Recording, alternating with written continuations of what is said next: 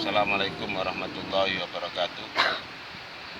Selamat pagi anak-anakku sekalian. Semoga kalian dan keluarga dalam keadaan sehat walafiat. Begitu juga dengan saya dan keluarga, alhamdulillah dalam keadaan sehat walafiat dan semoga selalu dalam lindungan Allah Subhanahu wa taala. Amin amin ya rabbal alamin. Untuk kali ini Pak Farid akan mengulas materi aswaja mengenai kebesaran NU dan aspek pendukungnya. Anak-anakku sekalian, tapi seperti biasa sebelum kita memulai pelajaran, kita berdoa dulu kepada Allah Subhanahu wa taala agar diberi ilmu yang bermanfaat. Bismillahirrahmanirrahim. Rabbana subhanaka la ilma lana illa ma 'allamtana innaka antal alimul hakim. Rabbi shrah li sadri wa yassir li amri wahlul 'uqdatam min lisani yafqahu qawli.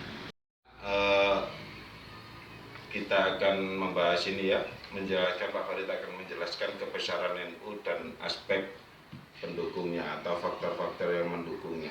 Ini saya tuliskan, adanya papan tulis segini, tidak bisa banyak.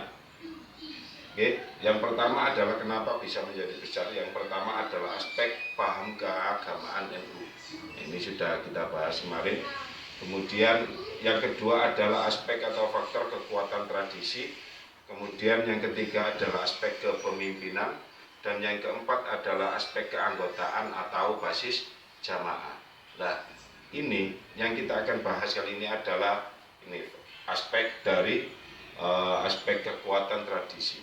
Nah, tradisi itu apa? Tradisi itu adalah tingkah laku atau kebiasaan atau aturan-aturan yang tidak tertulis yang dipegang oleh para kiai NU dalam kehidupan berorganisasi maupun kehidupan bermasyarakat sebagai konsekuensi dari ajaran agama yang mereka pelajari atau yang mereka ajarkan.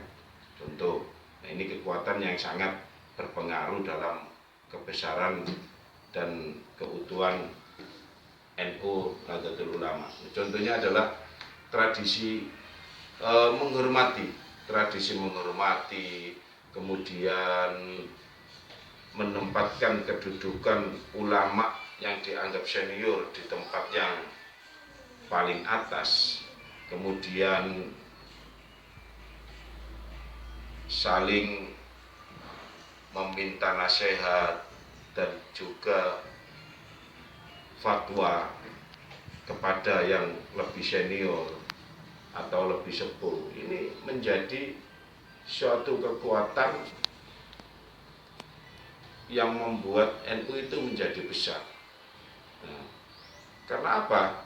Karena terpelihara, karena dengan tradisi itu terpeliharalah kekompakan dan keutuhan dalam tubuh NU karena saling menghormati, mentuakan yang memang sudah senior, kemudian meminta fatwa kepada yang dianggap sepuh. Ini akhirnya menjadi faktor yang bisa mendukung keutuhan di tubuh Nahdlatul Ulama.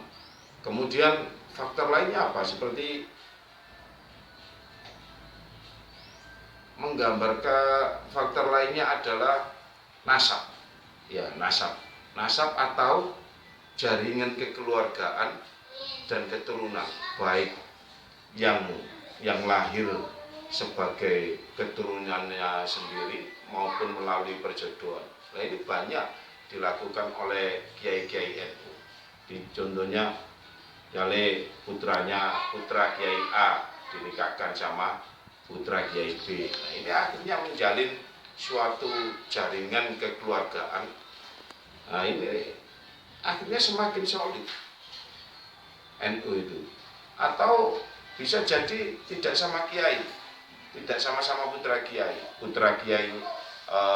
putri seorang kiai dinikahkan dengan muridnya atau santrinya, karena santrinya ini dianggap mampu untuk menggantikannya, atau setelah menikah nanti dikasih tempat untuk berjuang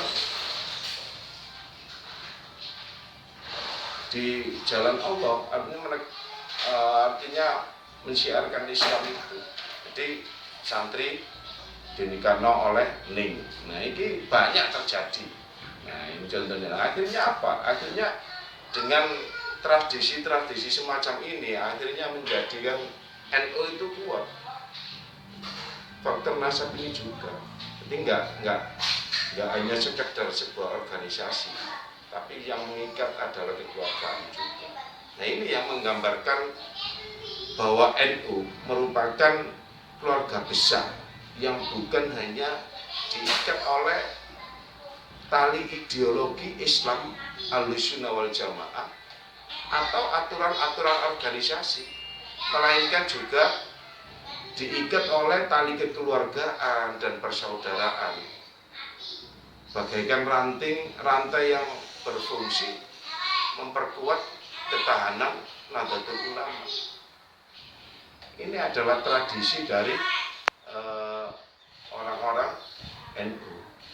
Ini yang faktor yang bisa mendukung keutuhan dan kebesaran Nahdlatul Ulama. Ini yang kita bahas. Jadi ada beberapa aspek tadi ya, saya ulangi lagi. Aspek yang pertama adalah yang membuat kebesaran NU adalah aspek paham keagamaan NU, dan yang kita bahas yang kedua adalah aspek kekuatan tradisi, kemudian ada aspek kepemimpinan, kemudian ada aspek keanggotaan atau basis jamaah. Nah, yang kita kupas pada pertemuan kali ini adalah aspek dari kekuatan tradisi yang tidak tertulis tapi dilaksanakan sampai saat ini.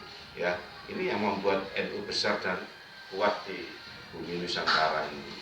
Itu aja yang bisa saya sampaikan. Untuk tugasnya nanti ini kan berhubung negara kita dan seluruh dunia ini lagi mengalami musibah yang namanya virus itu ya, virus corona itu.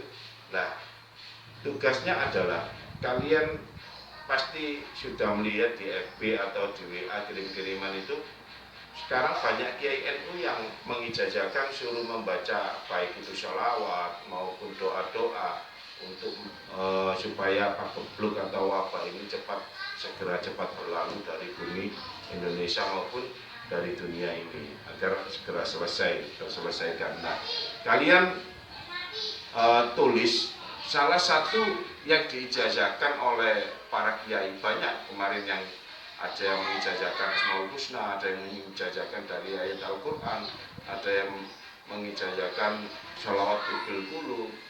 Ya, nanti kamu pilih, kemudian kamu video, kamu bisa melantunkan itu sendiri atau bisa bersama keluargamu.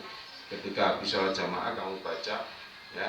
Jadi misalnya kamu sholat jamaah maghrib sama ayah dan ibumu, sama keluarga kecilmu, kemudian setelah wirid kamu membaca lihamsatun nutafi biyaharul waba ilhatima al-mustafa wal murtado wa benahuma wa fatima ya Allah biha ya Allah biha ya Allah bihasanil hatimah ya latifan lam yajal untuk bina fimana jal innaka latifun lam tajal untuk bina wal muslimin.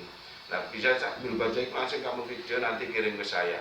Nah ya, jadi kamu cari atau enggak yang itu kan yang dari ijazah dari Mbah Hasyim Asy'ari atau yang dari kiai lain, misalnya bil qulub, sholawat bil qulub, bisa nggak apa-apa, terserah kamu nanti pilih yang mana, nanti kamu video, nanti kamu kirimkan ke saya. Itu tugasnya ya. Semoga itu saja, semoga materi kita atau pembelajaran pada pagi ini membawa manfaat. خمسة أضحي بها حر الوباء الحاطمة المصطفى والمرتضى وابناهما وفاطمة لخمسة أضحي بها حر الوباء الحاطمة المصطفى والمرتضى وابناهما وفاطمة.